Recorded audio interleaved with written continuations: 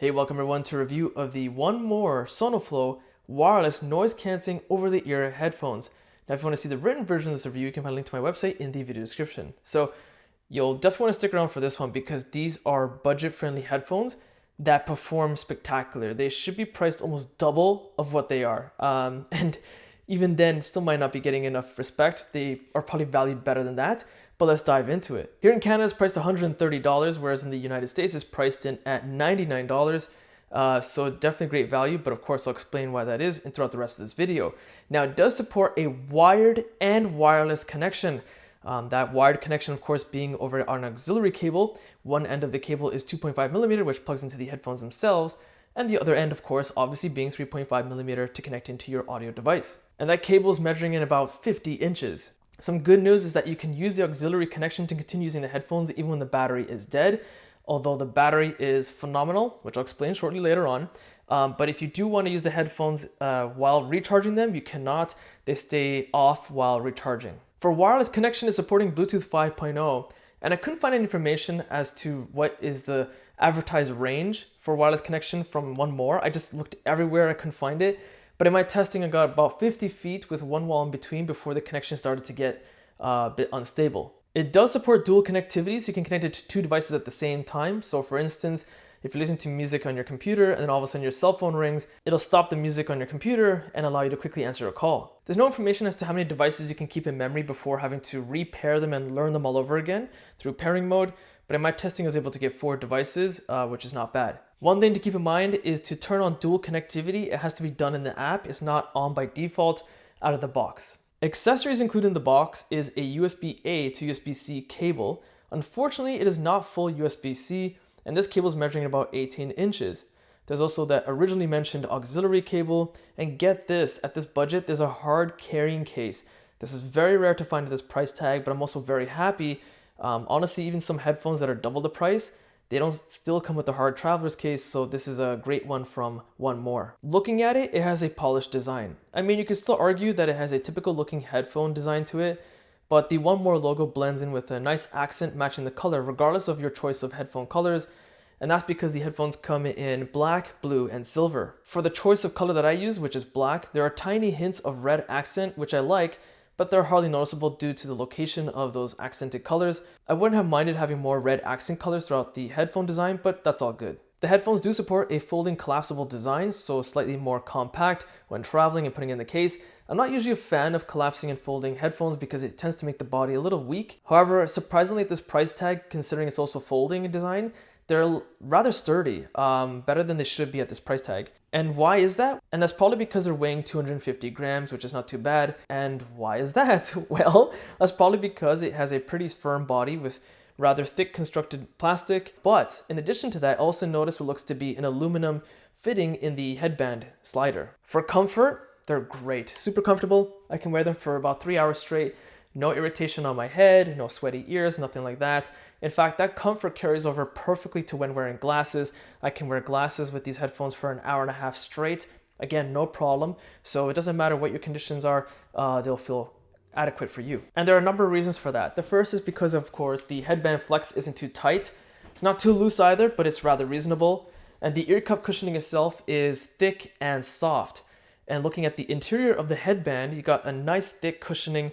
Again, much more material I find on the interior of the headband than it would on headphones that are significantly more expensive. The headband adjustment is done in notches. It's not a slider mechanism. And the ear cups can go up, down, forward, and back, which is great to accommodate various head shapes. Now, when it comes to working out, they work well in the sense that they hardly move at all. I mean, if you have to kind of shift up and down when doing certain exercises, they don't move. They're pretty stationary, but they're over-the-ear headphones. And when you are exercising, your ears will sweat a crazy amount, and then it will be uncomfortable, so you've been forewarned. Now, I've been trying to find out if these are dust and water resistant. There's no information indicating they're not, but there's no information indicating that they are either. So you're kind of stuck in a conundrum, right? So what do? Well, I went to the 1MORE website, and there's a dedicated section for products that are water resistant. SonoFlow is not listed there, so my take is try not to get them too dirty or wet. If you ever need to buy replacement ear cushions, you can from the official 1MORE website. However, they only come in the black color. So if you have one of the other 2 colored headphones, they're not going to match your design. However, you can find third-party vendors that also sell replacement ear cups. If you're traveling and on the go, you want to put them on your neck, it's not a great experience. Looking left and right, they do tend to rub against my chin. Looking down, it's even worse because the ear cups are kind of in a little tight, so it's hard to put my neck down without them rubbing against my chin. All controls on the right ear cup. At the front is a power button for powering it on and off, and holding it will enter Bluetooth pairing mode, and tapping it will play pause music while listening to media, or tapping it will answer or hang up a call. Smart Assistant is activated while paired to a smartphone. Double tapping the power button will get that done. In my testing, I used Google Assistant with an Android device and it worked pretty well. There are a couple of other commands you can use with the power button, but not worth mentioning in this review, but you can always look it up on the 1MORE website. On the back of the ear cup is a volume up button and a volume down button. Holding volume up will go to the previous track. You heard that correctly. And holding volume down will go to the next track. Now, these commands for going to the next track and previous track seem reversed because when I think of holding volume up, I always think of going to the next track for two reasons. One is that most other manufacturers do that. Holding volume up will go to the next track. And volume up is plus button, which kind of assumes going forward or higher or something, which usually means next.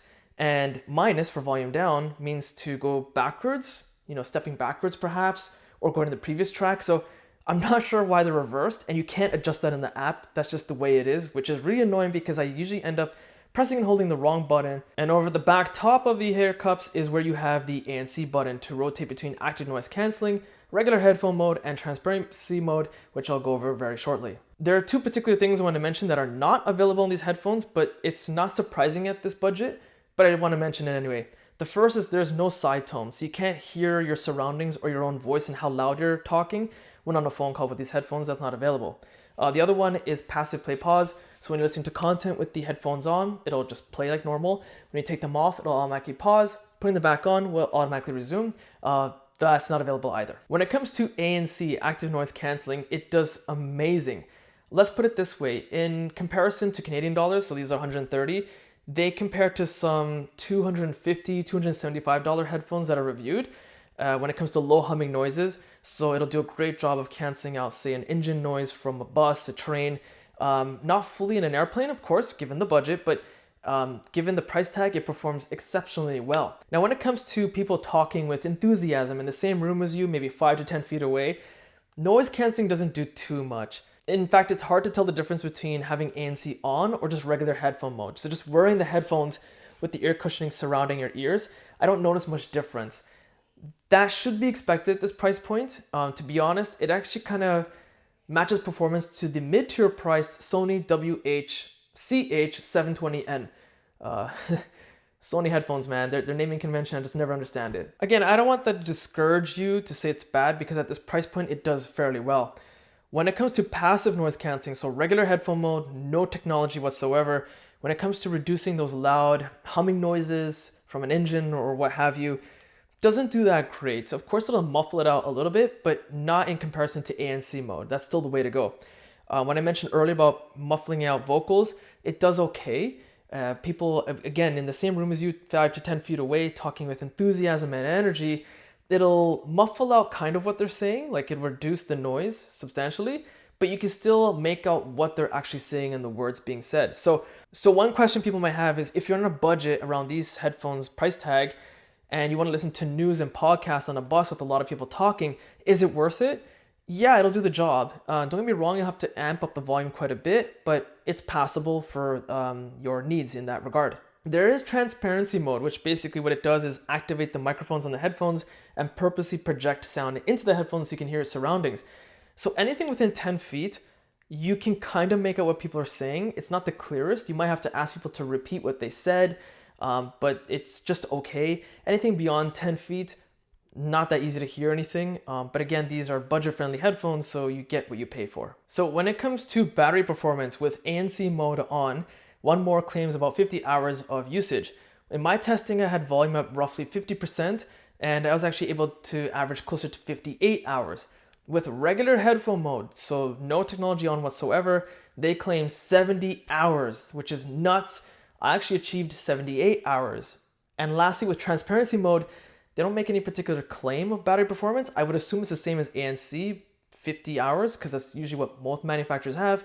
ANC and transparency mode tend to average the same, but in my performance, I average again 58 hours. Recharge time is advertised as 80 minutes, so an hour and 20 minutes.